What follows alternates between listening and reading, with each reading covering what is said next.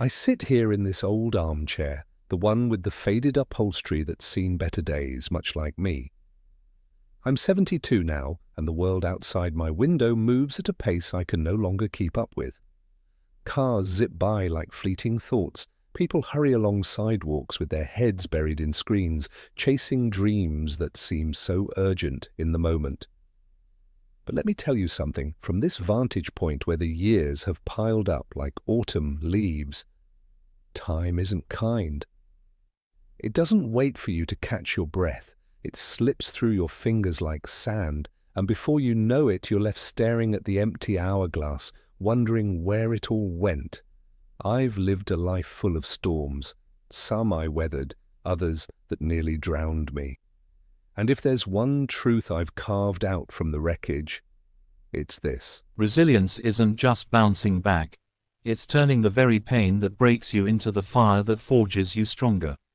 Adversity isn't your enemy. It's the raw material for your greatest growth. But oh, how I wish I'd learned that sooner. Let me take you back to when I was young, full of fire and foolish certainty. I was 25, fresh out of a small-town job that paid just enough to keep the lights on. I dreamed big, wanted to build something of my own, a business that would change lives, maybe even the world. But life has a way of testing your mettle early. My first venture, a little repair shop for electronics, collapsed under the weight of a bad loan and a partner who vanished with half the inventory. I remember the day it all fell apart, standing in that empty storefront, rain pounding on the tin roof like accusations, my hands trembling as I locked the door for the last time. The shame burned in my chest like acid. I could have let it consume me, and for a while, it did. I drowned my sorrows in cheap whiskey, avoided mirrors because I couldn't stand the failure staring back. Friends drifted away, family offered pitying looks. Adversity had knocked me flat, and I lay there, convinced I was done. But here's where the story shifts, though it took me years to see it. In that rock-bottom haze, I started reading old books from the library, stories of men and women who'd faced worse. One night, flipping through the pages of a biography about an inventor who'd failed 1,000 times before his breakthrough, something clicked. Why was I letting this defeat define me? Why not use it as fuel? I picked myself up, not with grand gestures, but small, gritty steps. I took a night job at a factory, saved every penny, and enrolled in evening classes to learn about business the right way. That adversity, that gut-wrenching loss, became my teacher. It taught me caution, but more importantly, it ignited a hunger I didn't know I had. By 30, I'd started again, this time, a consulting firm helping small businesses avoid the pitfalls I'd fallen into. It wasn't easy. There were sleepless nights, rejections that stung like fresh wounds. But each setback, I treated it like a forge hammer, shaping me tougher, wiser. Resilience, I realized, isn't innate, it's built in the fire of hardship. Yet, life doesn't stop throwing curveballs just because you've learned a lesson or two. Fast forward to my 40s, married with 2 kids, a house in the suburbs that felt like stability incarnate. Then came the diagnosis, cancer, the word that drops like a bomb in the middle of your life.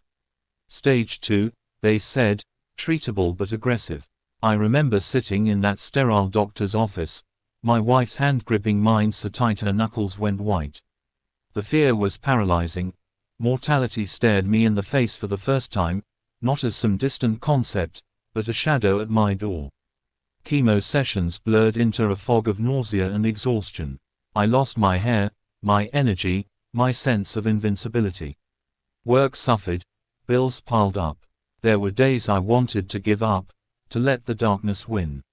My kids, so young then, would look at me with eyes full of questions I couldn't answer. "Dad, are you going to be okay?" they'd ask, and I'd force a smile, hiding the terror inside. In those depths, adversity revealed its true power.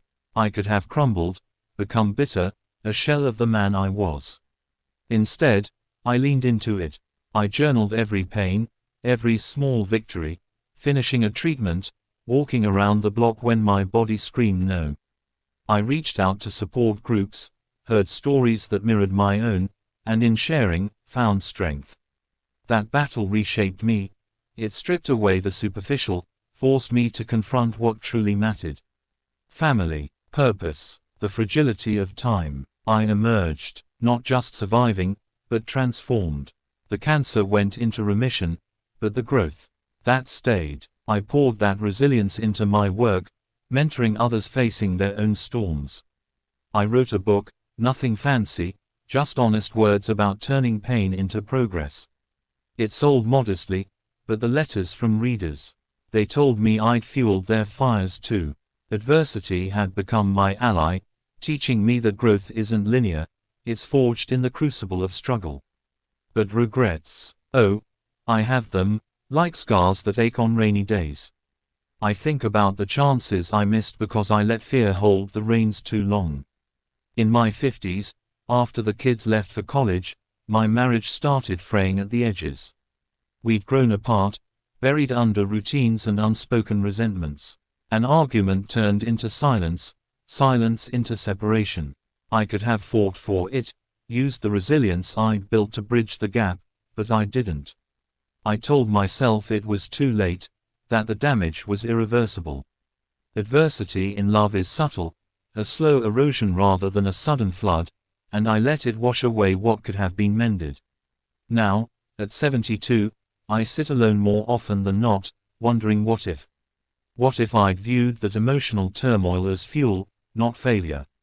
What if I'd communicated, rebuilt, grown together instead of apart? Time reveals these missed opportunities like ghosts in the mirror, haunting, but instructional. And mortality, it's the ultimate awakener. A few years back, I lost my best friend to a heart attack, sudden, no warning. We were supposed to take that fishing trip we'd talked about for decades.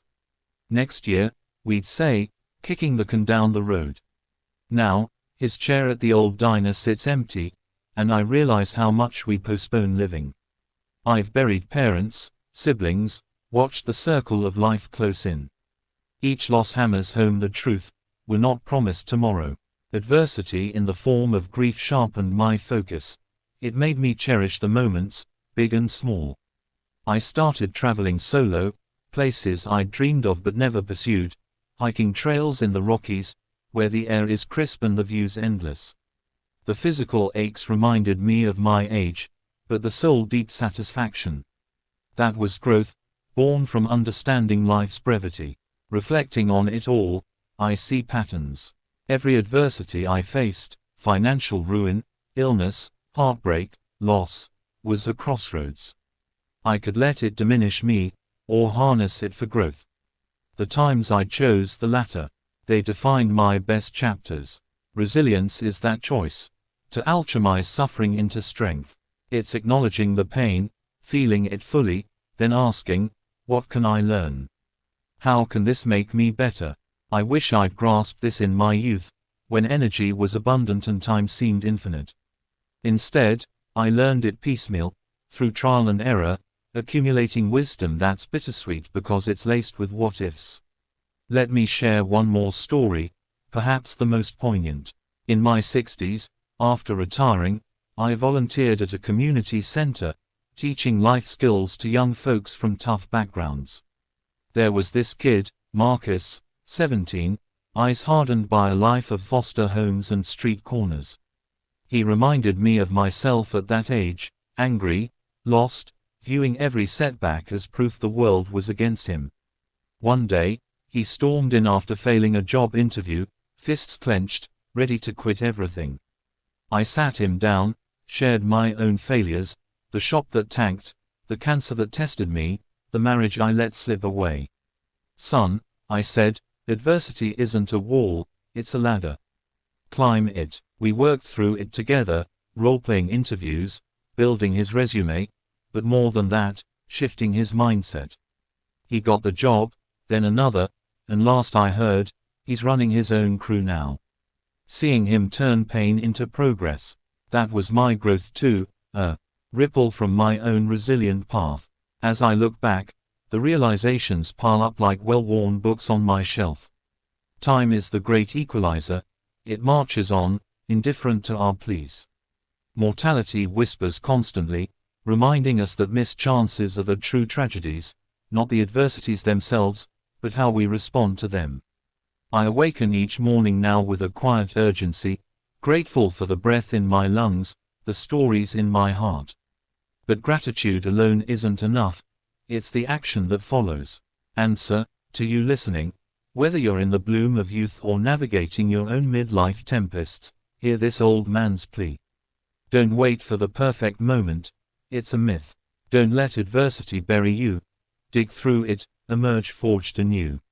Use the power of resilience to fuel your growth. Face the storms head on, learn from the regrets before they become permanent.